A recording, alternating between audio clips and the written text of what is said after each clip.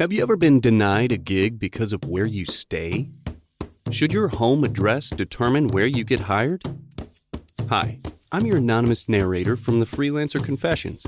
This is a new series where our freelancers share anonymous stories about clients and projects that are sometimes funny, other times out of this world. When I was a fresh graduate, I had a good idea that I would be freelancing, at least in the short term. And so I went around the industry to introduce myself.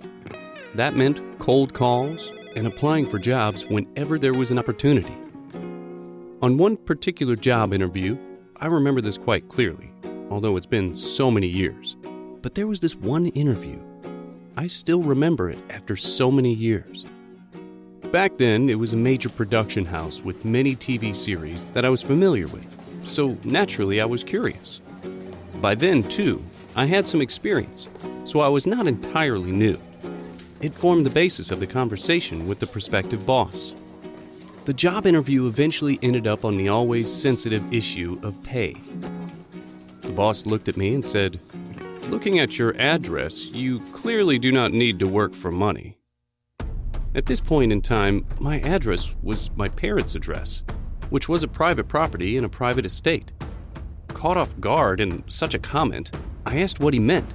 He repeated, "You don't need to work for money living in this house. Why are you asking for this kind of salary?" I just replied that I did not think my salary indicated was not following the market rate. He replied, "But you don't need it either." I replied, "No one works for free, yeah?" He replied, "Look at your address. You come from a rich family." I didn't know what else to say, and just wanted that awkward conversation to end. Within a month, he got back to me with a job offer that was a lower salary than I had expected. I politely replied with a new proposed start date and a slightly higher salary than offered. He ghosted me. Looking back, I thought I was way too polite. And the fact that he ghosted me when I did counteroffer just is not a good reflection of what sort of person he is. The company is now defunct. I am still a freelancer. Never ever got a full-time job, and it has been 12 years. This is a true story from one of our freelancers, and details have been changed slightly to protect the privacy of our contributor. Join us next week for a new episode.